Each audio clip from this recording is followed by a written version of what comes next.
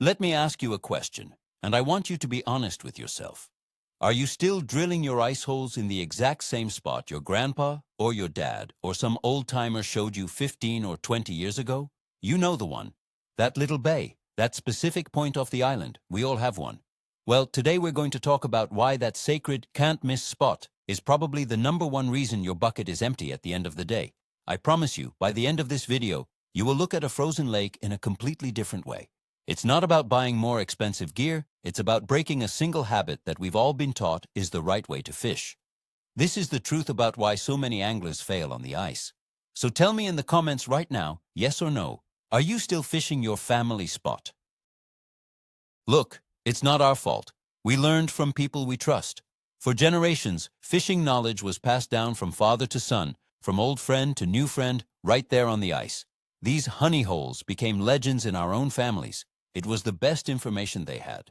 It worked back then, or at least it worked sometimes, and there's a certain comfort in it, right? You pull up to the lake, you know exactly where to go, you set up, and you wait. It's simple, it's tradition. But here's the problem. Lakes change, fish populations move, fishing pressure educates the fish that are left, and most importantly, the tools we have at our disposal have completely revolutionized the game. This isn't about throwing Grandpa's advice in the trash. It's about taking the foundation he gave you and building a skyscraper on top of it.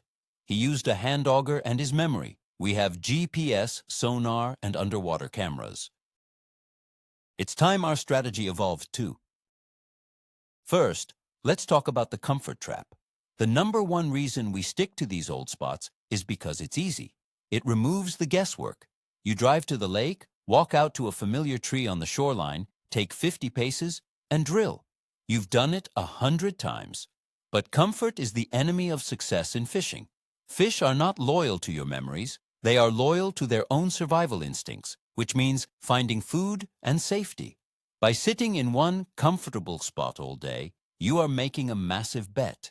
You are betting that out of this entire massive body of water, the fish will decide to come to your tiny little hole in the ice.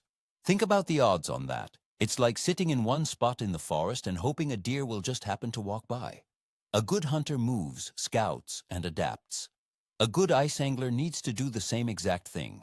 That familiar spot feels safe, but it's often a dead zone.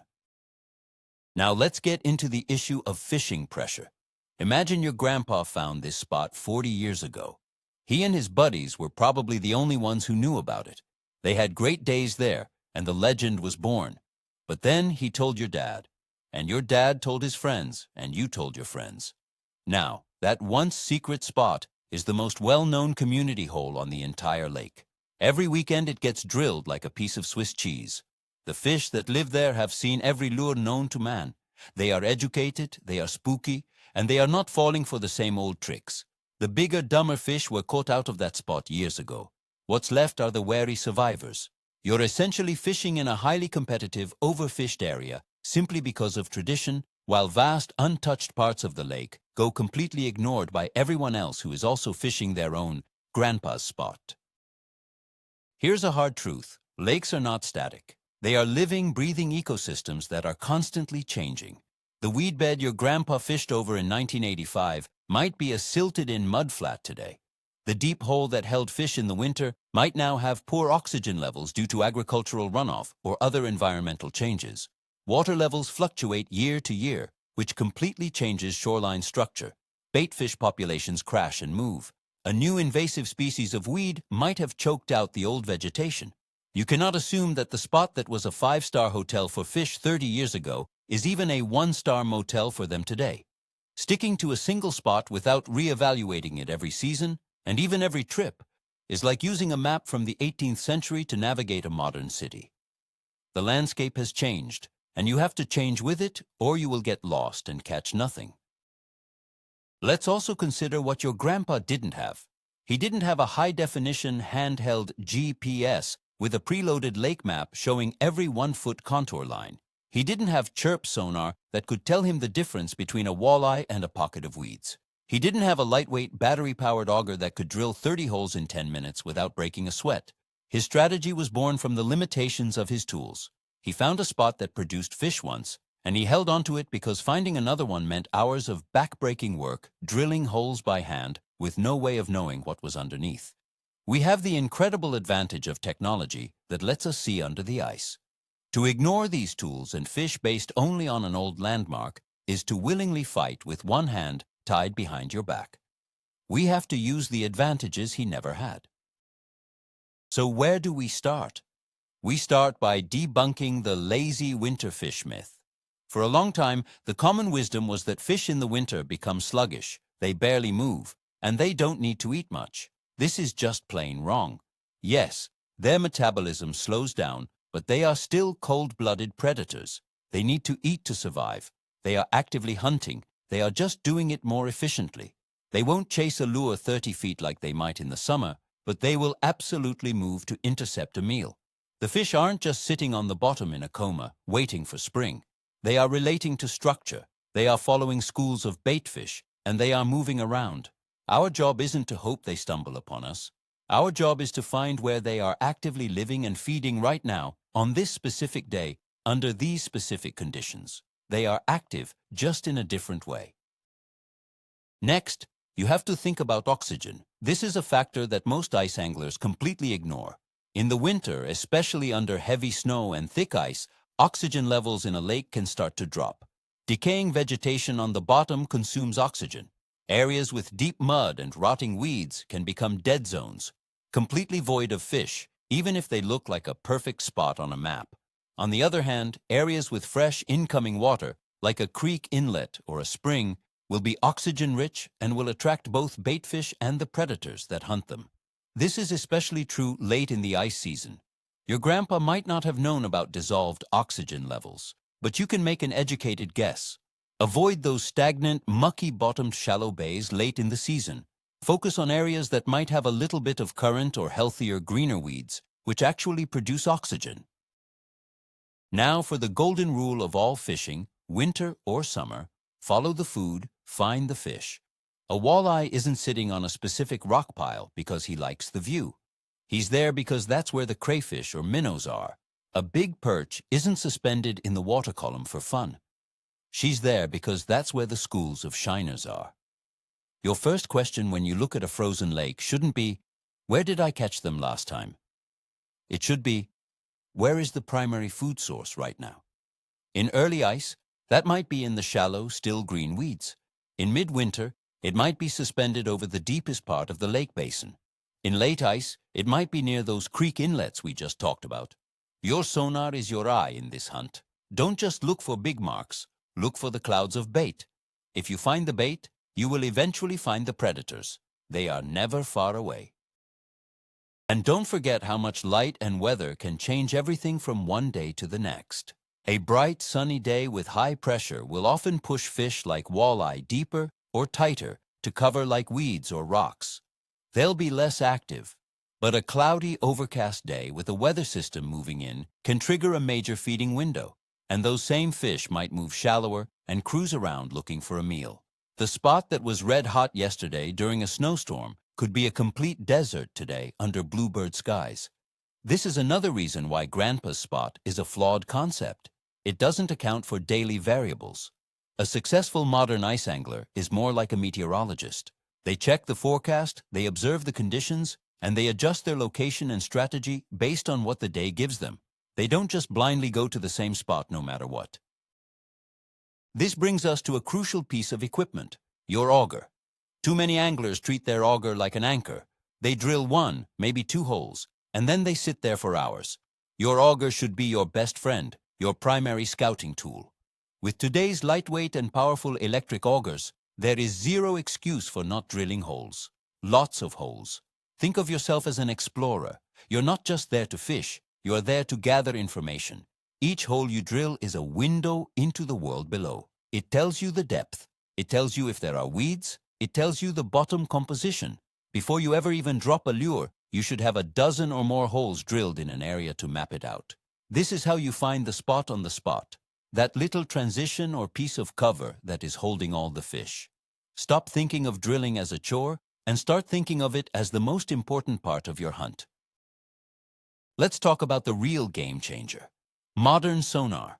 If you have a flasher or a fish finder and you're only using it to see if a fish is below you, you are missing 90% of its potential. Your sonar is for finding the right spot before you ever wet a line. You drill a hole, drop the transducer, and in 5 seconds you know everything. You know the depth, you know if the bottom is hard or soft, you know if there are weeds, and you know if there is bait or fish. You can drill 20 holes in a grid pattern, and in less than 15 minutes, you can build a complete mental map of the structure below. You can find the exact edge of a weed line, the sharpest part of a drop-off, or a small rock pile that doesn't show up on any map.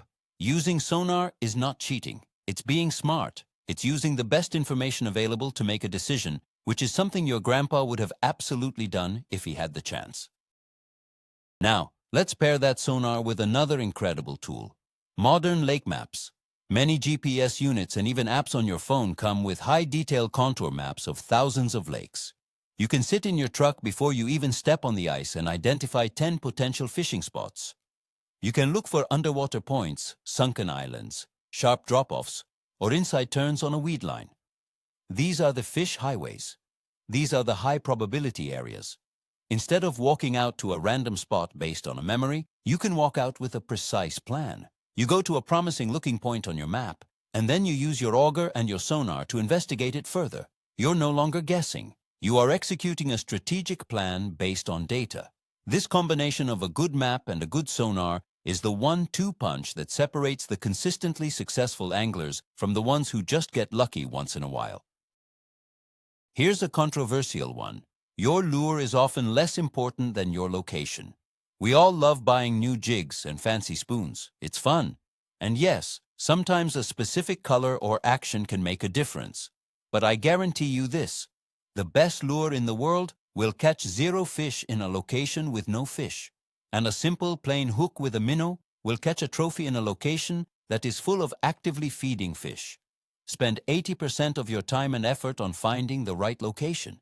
Use your map, your auger, and your sonar to find the fish. Only then, once you have located fish, should you start worrying about what specific lure to drop down to them.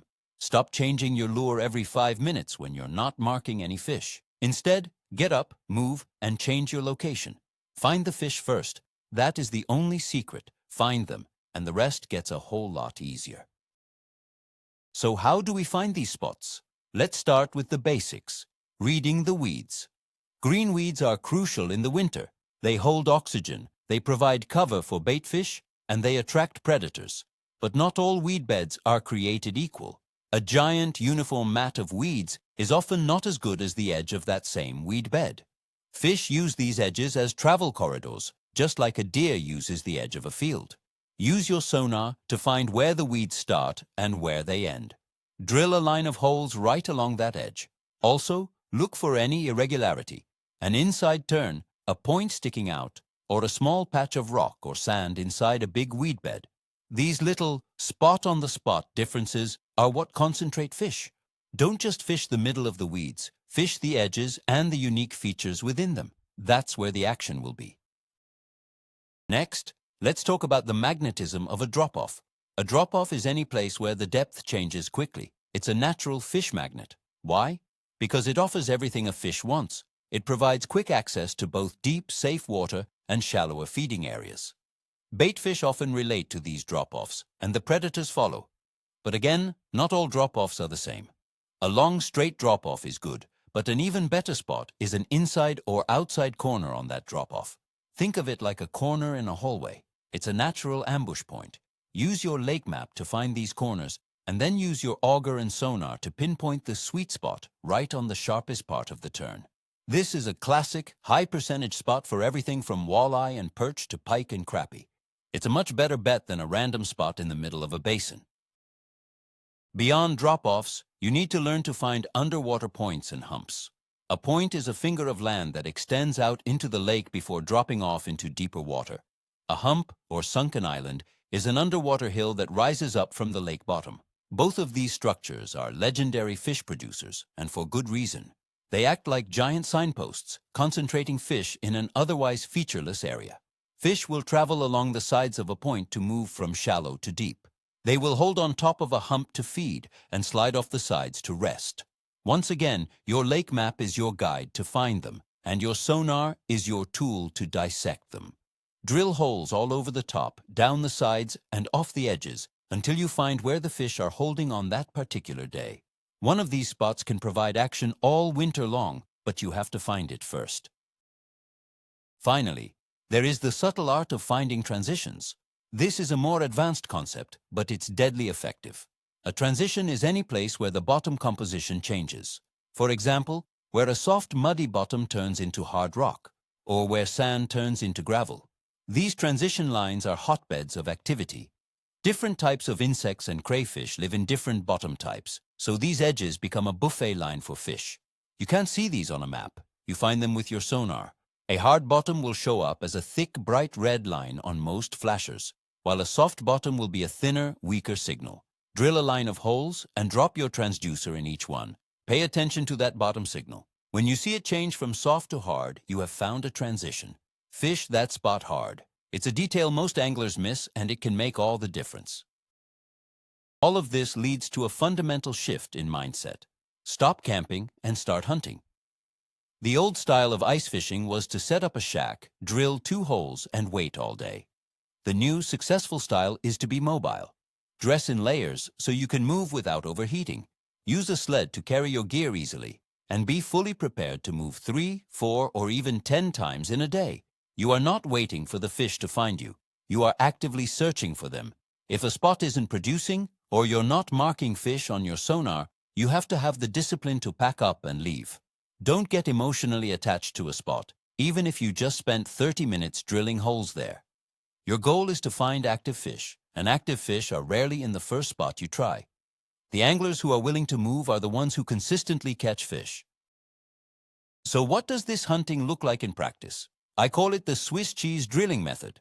When you get to a promising area you found on your map, like a point or a hump, don't just drill 1 hole, drill 20. Drill them in a grid pattern, covering the top of the structure, the sides, and the base. This might seem like a lot of work, but with a modern auger, it only takes a few minutes. Now you can quickly walk from hole to hole with just your sonar transducer. Drop it in each hole for 10 seconds. You're not fishing yet, you're just looking. In a very short amount of time, you can get a complete picture of what's going on. You'll find the exact depth the bait is at, or you'll see a big mark sitting right on the corner of the drop-off. Now, you can focus your fishing efforts on the 1 or 2 holes that actually have fish under them, instead of wasting hours on the 18 empty ones. Once you've found a promising spot and started fishing, you need to use the 10-minute rule. It's very simple. If you have been fishing a hole for 10 minutes and you haven't seen a fish on your sonar and you haven't had a bite, it's time to move. It could be as simple as moving to the next hole you already drilled 10 feet away. Or it could mean moving to a completely new spot 100 yards away. The point is to not sit there and soak a bait in dead water. 10 minutes is enough time for a nearby active fish to notice your lure. If nothing happens, it means there are likely no active fish in the immediate area. This discipline is hard, especially when it's cold. It's so tempting to just sit there and hope. But hope doesn't catch fish. Movement and a solid strategy do. Give each hole 10 minutes and then move on. You will cover so much more water and your catch rates will skyrocket. My last point is about learning from other anglers, but in the right way. The old way was to follow the crowd. You see a big group of shacks, you assume they know something, and you go drill a hole right next to them. This is a terrible idea. That's just joining the crowd at Grandpa's spot. The new way is to observe from a distance, see where people are, but then go somewhere else. Fish the same type of structure they are on, but on the other side of the lake where nobody is. Pay attention to the anglers who are moving, the ones who are drilling lots of holes. They are the hunters. They are the ones who are likely on a good pattern. Don't crowd them, but learn from their approach. The most successful anglers are often the ones fishing by themselves, far away from the village of ice shacks. Be one of those anglers. Find your own fish. It's a lot more rewarding. So, let's bring it all together. The big overarching truth is this. Your grandpa's spot was a starting point, not a final destination. The most dangerous thing in fishing is a memory of a good day, because it tricks us into thinking it will happen again in the exact same way. It won't. The real game changer, the "oh, I get it now" moment, is when you stop thinking about fishing a spot and start thinking about fishing a pattern. Is the pattern today that the fish are on the shallow weed edges, or are they suspended over the deep basin? Once you find that pattern, you can replicate it all over the lake, in places nobody else is fishing. That is the secret. This changes everything because it puts you in control. You are no longer a passive victim of luck, waiting for a fish to swim by. You become an active hunter, using tools and knowledge to find and catch them. Thank you so much for watching. If this video opened your eyes and made you question some old habits, do me a favor and hit that like button. And make sure you're subscribed for more videos that cut through the nonsense. Now, my question for you is this. What is the single biggest myth or piece of old fishing advice you were told that you now know is wrong? Drop it in the comments below. Let's start a conversation and help each other become better anglers.